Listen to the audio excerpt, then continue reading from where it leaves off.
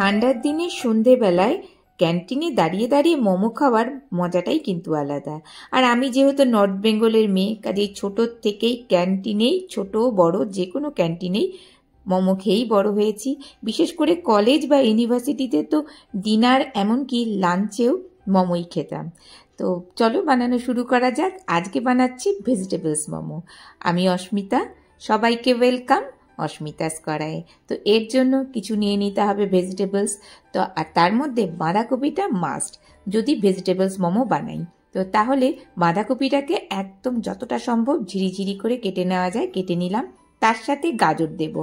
গাজরটা অপশনাল, তবে গাজরটা দিলে পরে বাচ্চাদের ক্ষেত্রে গাজর খাওয়াটাও হয়ে যায়। তো সেই জন্য আমি গাজরটা এখানে দিয়ে নিচ্ছি। আর দিয়ে নেব পেঁয়াজ পাতা। এই সময় পেঁয়াজ পাতাটা পাওয়া যায়। তো পেঁয়াজ পাতার যে সাদা অংশটা, পেঁয়াজের যে অংশটা, সেটাকে আলাদা করে কেটে সেটাকে বাঁধাকপির মতনই যতটা সম্ভব ছোট ছোট করে কাটা যায় কেটে নিলাম। আর যে সবুজ অংশটা ছিল সেই সবুজ অংশটাকে আলাদাভাবে ছোট ছোট করে কেটে নেব।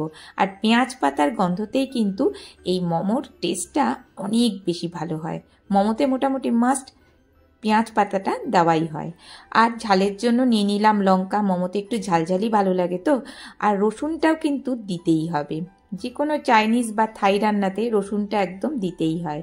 আর হাফ ইঞ্চির মতো আদাও নিয়ে নিলাম, আদাটাকেও এরকম কুচিয়ে নিলাম। চাইলে পরে এটা গ্রেট করেও দেওয়া যেতে পারত।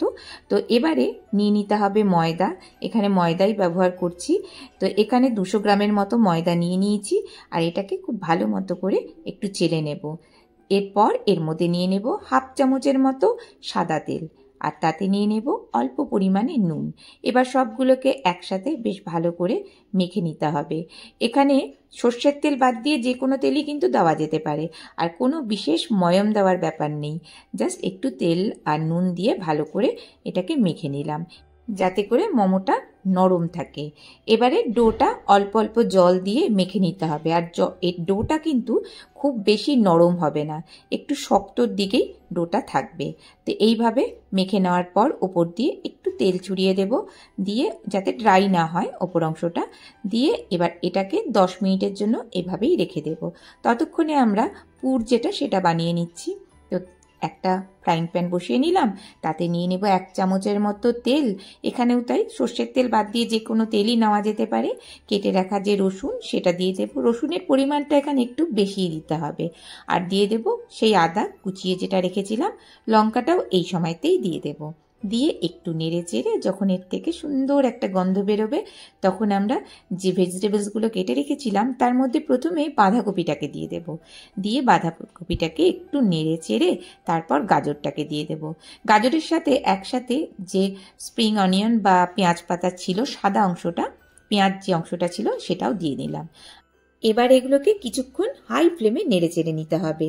আর এখানে চাইলে পরে আরও সবজি অ্যাড করা যেতে পারে, কড়াইশুঁটি, বিনস। আর আমি এখানে আরও একটা জিনিস অ্যাড করব, সেটা হলো গোলমরিচ। গোলমরিচটা দিলে পরে এর টেস্টটা অবশ্যই ভালো হয় আর গন্ধটাও দারুণ হয়। এবার গোলমরিচটাকে জাস্ট থেতো করে নিতে হবে। এখানে একদম কেনা যে গোলমরিচ গুঁড়ো পাওয়া যায় সেটা ব্যবহার করব না, তাহলে কিন্তু সেই টেস্টটা আসবে না। আর এতক্ষণে দেখতে পাচ্ছি সবজিগুলোও কিন্তু নরম হয়ে গেছে।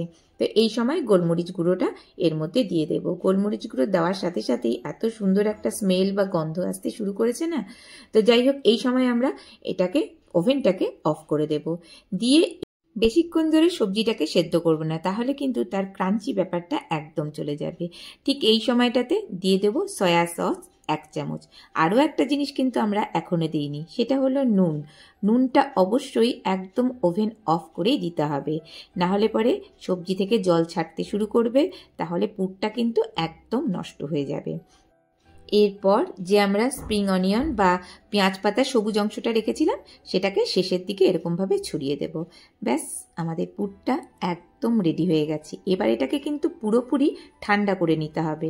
ঠান্ডা না করলে কিন্তু সেটা আবার যখন আমরা গরম অবস্থায় যদি পুরটার মধ্যে ভরি, তাহলে মোমোটা একদম নষ্ট হয়ে যাবে, মানে গলে গলে যাবে। কাজেই ধৈর্য সহকারে পুরটাকে ঠান্ডা হওয়ার কিন্তু অপেক্ষাটা করতেই হবে। আর মোমোর এই ছোট ছোট স্টেপগুলো বা টিপসগুলো কিন্তু মনে করে রাখলেই বা ঠিকঠাকভাবে রাখলেই একদম দোকানের মতো সুপার টেস্টি মোমো কিন্তু তৈরি হয়ে যায়।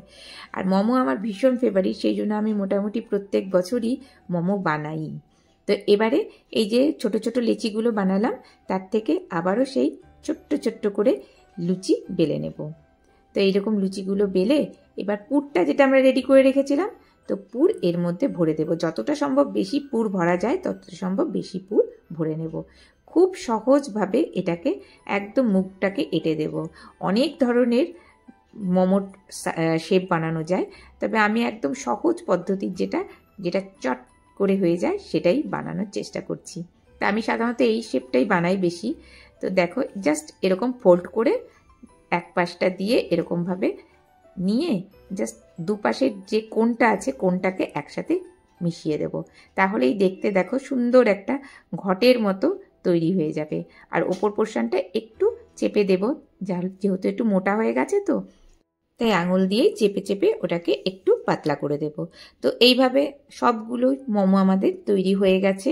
তো এবার এগুলোকে জাস্ট স্টিম করব বা ভাপিয়ে নেব। তো এর জন্য কোনো স্টিম প্রেশার কুকার বা স্টিম কুকার, মোমো কুকার কিচ্ছু দরকার হবে না। একটা কোনো কড়া বা সসপ্যান নিয়ে নেব, তাতে বেশ অনেকটা পরিমাণে জল নিয়ে নিতে হবে। জলের পরিমাণটা ঠিকঠাক নিতে হবে, কারণ অনেকক্ষণ ধরে এটা ফুটিয়ে বা ভাপিয়ে তৈরি করব। তো এবার একটা ঝাঁঝরি থালা বা আমরা শাক ফাক ধুই এই যে টাইপের থালা, সেগুলো নিয়ে নেব। নিয়ে ওর উপরে বসিয়ে দেব।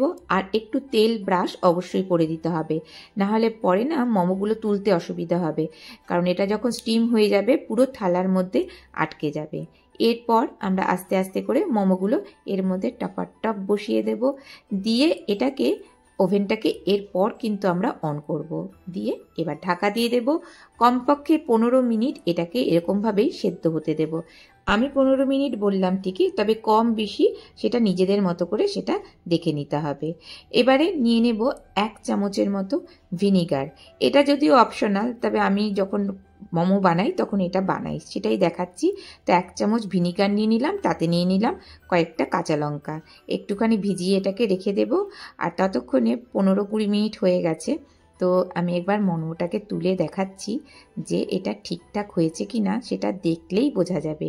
এর কালারটাও চেঞ্জ হয়ে গেছে আর শেপটাও দেখো একদম কত সুন্দর একটা শেপও এসে গেছে। তো মোমো কিন্তু আমাদের একদম রেডি। আর মোমো মানেই সেটা একদম গরম গরম খেতেই ভালো লাগে। তো এরকম গরম গরম মোমো আমাদের একদম রেডি হয়ে গেল। মোমো মানে তার সাথে চাটনি বা সস তো থাকবেই। সস ছাড়া কি আর মোমো ভালো লাগে? তো এই মোমোর সসের রেসিপির লিঙ্কটা আমি দিয়ে দেবো ডেসক্রিপশন বক্সে, চাইলে পরে দেখে নিতে পারো। আর যে আমরা ভিনিগার আর লঙ্কাটা দিয়ে বানিয়েছিলাম সসটা, সেটা এর মধ্যে দিয়ে দিলাম। দুর্দান্ত হয় খেতে। একবার এভাবে ট্রাই করে দেখো এই শীতে। আর কেমন হলো সেই ফিডব্যাকটা আমায় জানাতে ভুলো না। আর যদি তোমাদের আমার এই রেসিপিটি ভালো লাগে তাহলে একটা লাইক দিয়ে দিও, আর আমার চ্যানেলটিকে সাবস্ক্রাইব করে রেখো। এতক্ষণ ধরে আমার সাথে থাকার জন্য তোমাকে অসংখ্য ধন্যবাদ। ভালো থেকো। আজকে এ পর্যন্তই, টাটা।